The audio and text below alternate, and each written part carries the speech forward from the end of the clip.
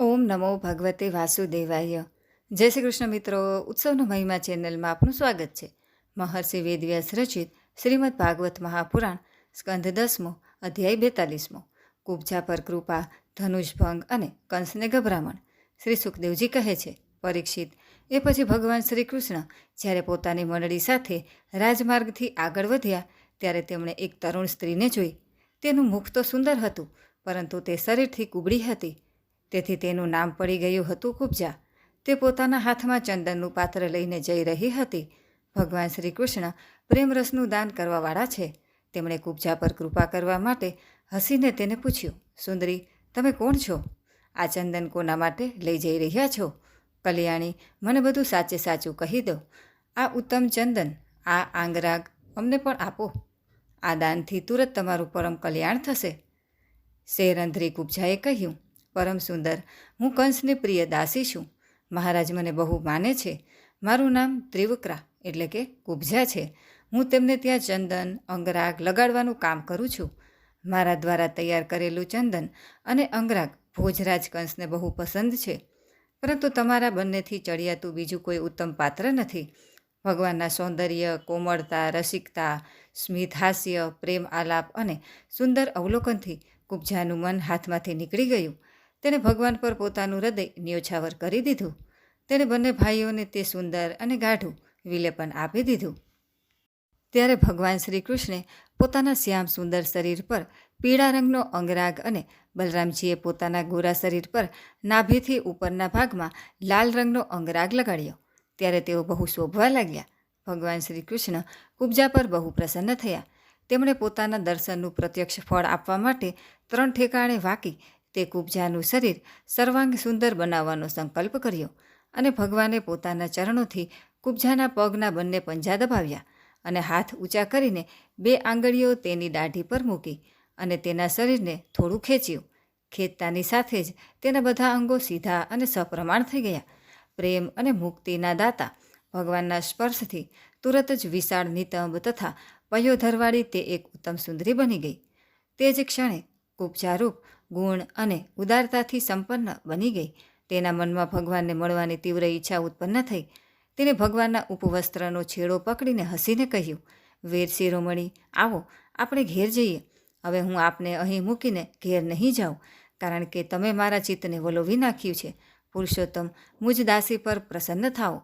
જ્યારે બલરામજીની સામે જ કુબજાએ આવી પ્રાર્થના કરી ત્યારે ભગવાન શ્રી કૃષ્ણે પોતાના ગોવાળ મિત્રોની સામે જોઈને હસીને તેને કહ્યું, સુંદરી, તમારું ઘર સંસારી લોકો માટે પોતાના મનનો વ્યાધિ દૂર કરનારું છે. હું મારું કાર્ય પૂરું કરીને અવશ્ય ત્યાં આવીશ.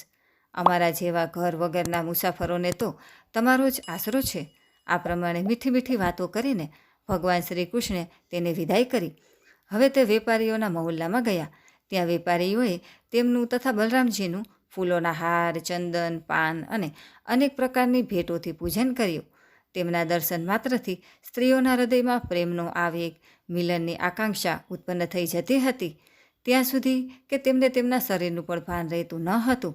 તેમના વસ્ત્રો, કંકણ અને માથાના કેસ અસ્તવ્યસ્ત થઈ જતા હતા અને તેઓ પુતળીની જેમ ઊભી રહી જતી હતી. ત્યારબાદ ભગવાન શ્રી કૃષ્ણ નગરવાસીઓને ધનુર્યાગનું સ્થળ પૂછતા ત્યાં પહોંચ્યા અને ત્યાં પેસતા જ તેમણે ઇન્દ્રધનુષ્ય જેવું અદ્ભુત ધનુષ્ય જોયું. તે ધનુષ્ય બહુમૂલ્ય અલંકારોથી સજાવેલું હતું.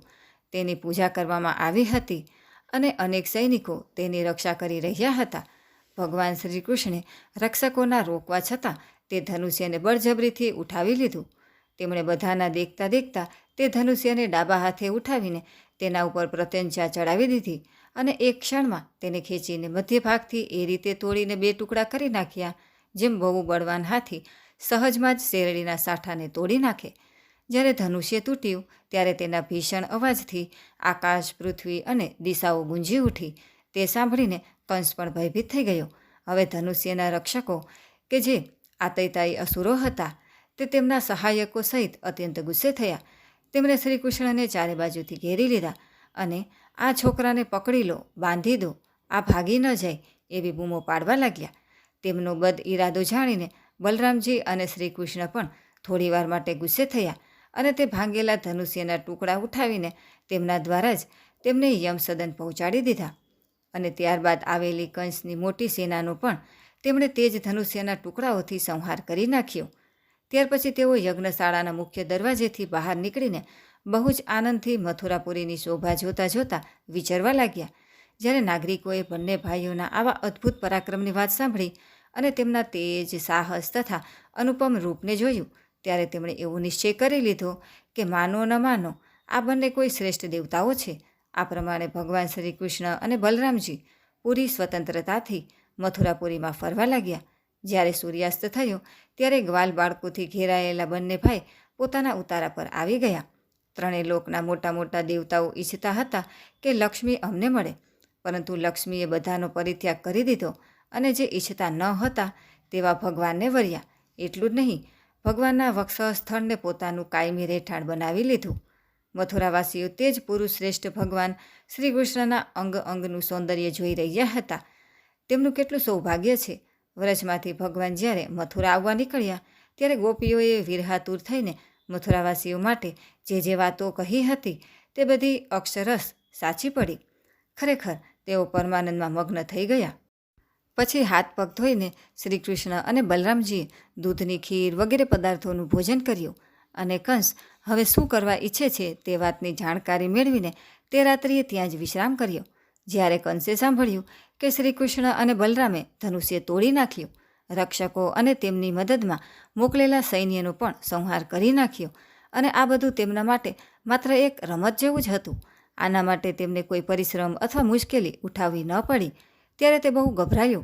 તે દુર્બુદ્ધિની ઊંઘ ઉડી ગઈ અને પોતાનું અને પોતાના પક્ષકારોનું હવે મૃત્યુ થશે એવું સૂચવનારા મૃત્યુના દૂત જેવા અમંગલ સ્વપ્નો, અપશુકનો જોવા લાગ્યો.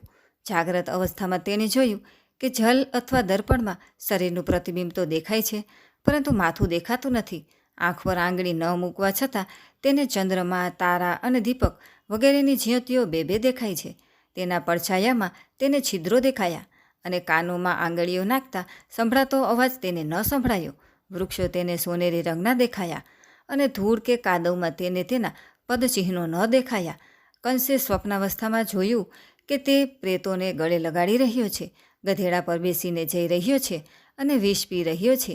તેનું આખું શરીર તેલથી તરબોળ છે. ગળામાં જાસૂદની માળા પહેરી નિર્વસ્ત્ર જઈ રહ્યો છે. સ્વપ્ન અને જાગ્રત અવસ્થામાં તેણે આ પ્રકારના બીજા અનેક અપશુકનો જોયા. તેથી તેને ભારે ચિંતા થવા લાગી.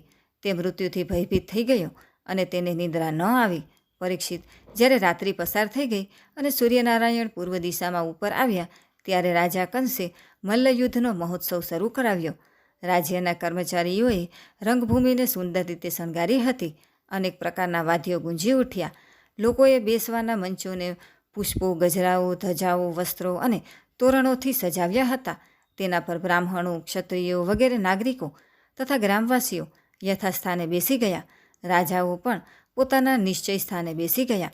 કંસ તેના મંત્રીઓ સાથે મંડળેશ્વરો એટલે કે નાના નાના રાજાઓની વચ્ચે બધાથી શ્રેષ્ઠ સિંહાસન પર બેઠો.